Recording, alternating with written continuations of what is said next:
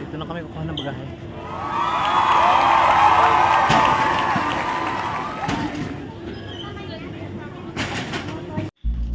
Tara po mga boss.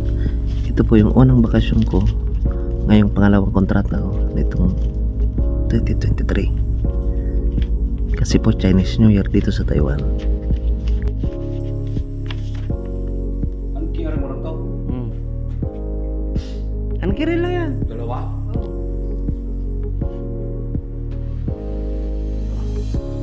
Naantay na kami service. Dito po kami susunduin ng itim na van. Hindi po puting van na. Itim siya. Papunta po kami sa airport.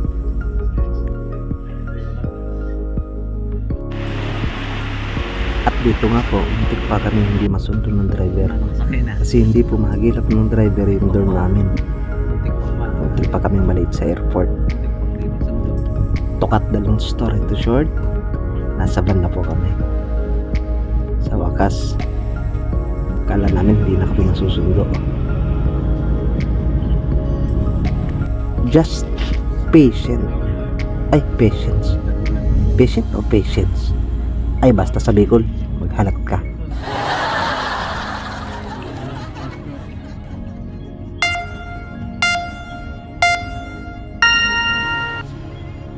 Bayaw ah. Mabilis. Ano mo daw pre? Magkano metro pre? Pila na yan, pre? Kasi ano na? Ay, putik.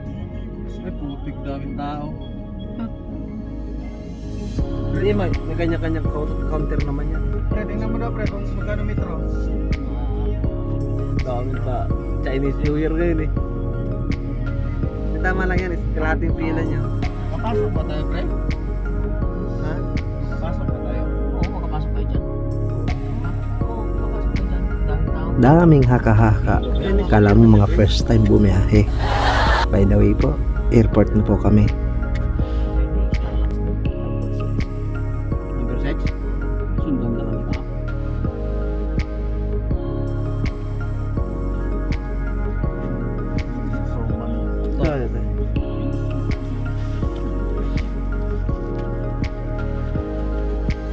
Ito na kami. Sarating na rin. Sisi ah, lupan. Kalak pa yan? Ang pa naman, 5:30 pa lang. Para hindi ka talaga makalabas pre, nilak muna niya pag kulang eh. Sisi.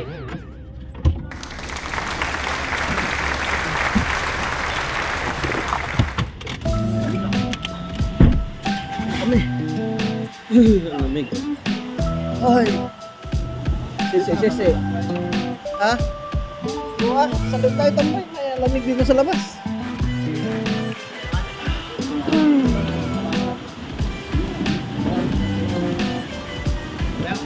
Bye. Diyan, number 6 na ko lang.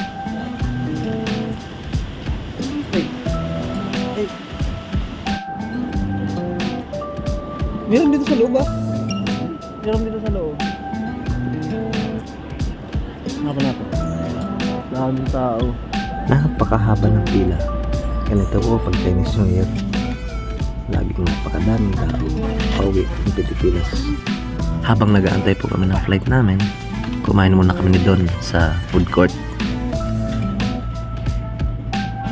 Nagtinapay lang kami, mahirap na. Baka abutin ng tawag ng kalikasan sa aeroplano. Napakahirap bumiyahin, maraming kinain. Kaya tinapay lang muna tayo. Kain.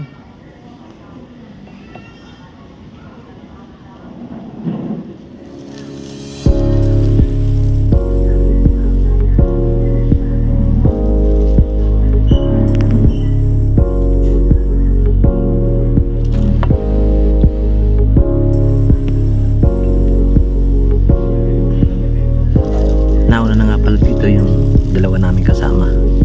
Kasi 7:30 or 6:30 ata yung flight nila dito. Kami, sumabay na rin kami para isang service lang kami. Masyadong excited kaya napaaga.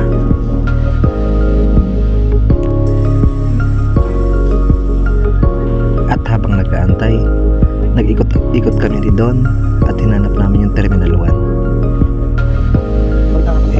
Ang result, di namin nakita.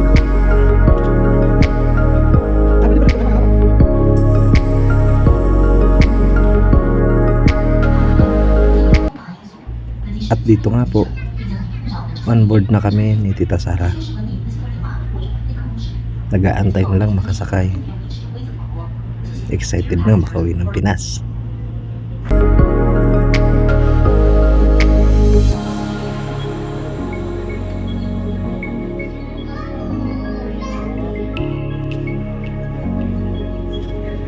Sa wakas, pasok na po kami ng eroplano.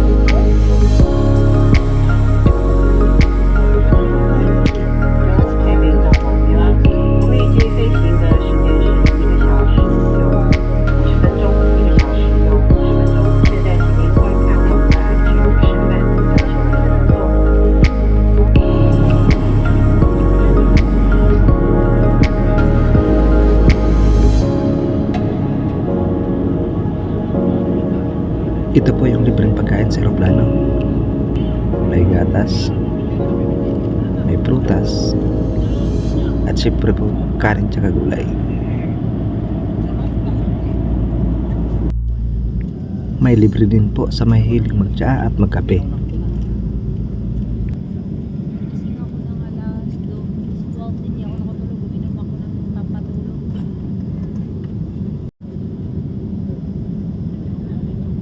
At dito po medyo nahirapan kaming bumaba. Almost 2 hours po kaming bago nakalapag sa Manila.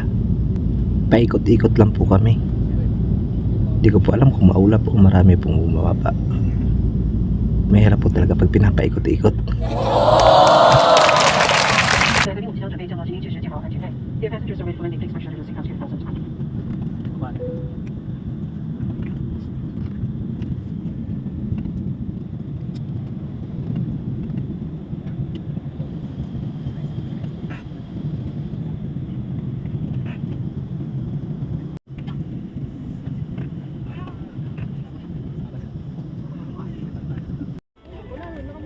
Kaya pala yung mga check, nagpapabili dun sa yung mga naulan. Yun. Sa wakas, papaba na po kami.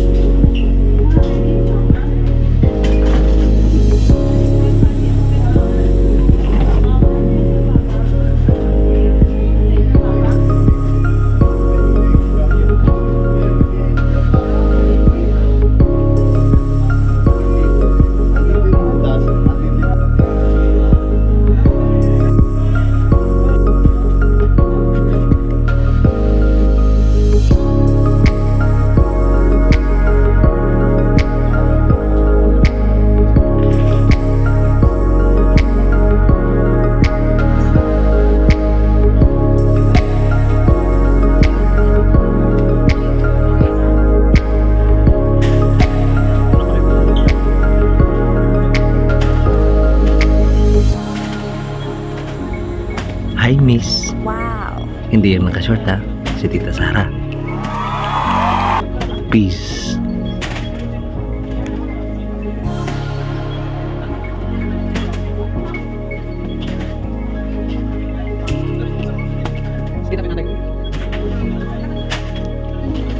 Hindi ko pala ganyan.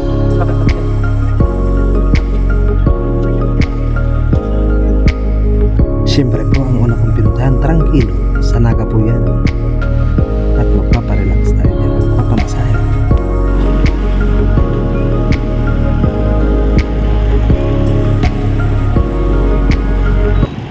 At dito na rin po ako bumili sa Naga ng chocolate para hindi po marami ang bitbit. May mas mura po palang chocolate dito sa likod ng Plaza Naga. Tara po, pasokin natin.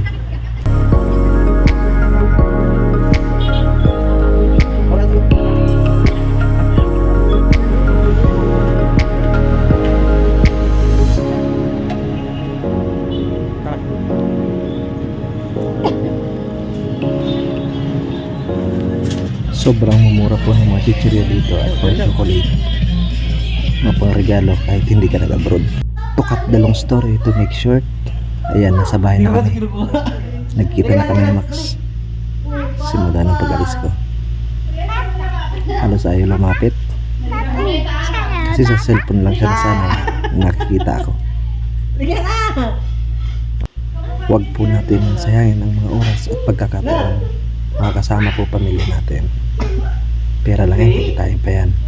Hindi ko na po may babalik yung pagkabata ni Max. Pag tumagal pa po ako sa abroad.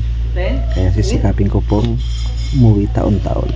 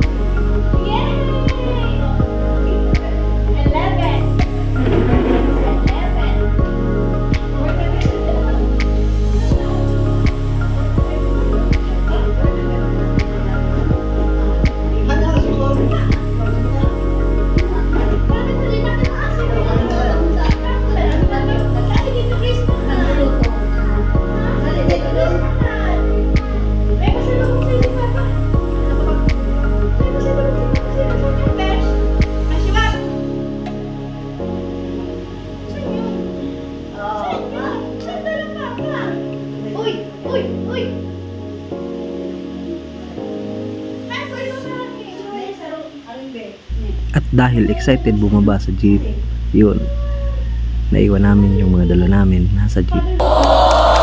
Kaya pinakuhan lang namin sa mga kapatid ko. Picture ko kung natin yung gabihan Haling Naga. Haling Naga yung sa kaya nila. Iyo, Haling Naga ito. Ang ganda ng line nito. Mukha lang. Ano ni? Pinsan? Opo. Meron na pinsan. Second boss, si Mali niya ni. Si Ate Bibi po na Paraiso. Iyo. So, ano po, sa sa'yo? Pinsan ko siya. Pinsan niya din silang Lingling. Pamangkay ko ini. Pamangkin ko din nila. Iyo.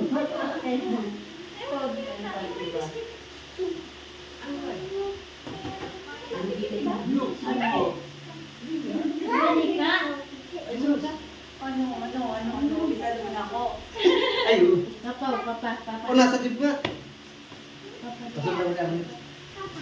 Duro ko din gusto ko yung surong si Mara. Isa sa mga nakakamiss ang tawagin ka ng anak mong papa sa personal, hindi puro sa cellphone. Love you na. Papayos natin yung tip.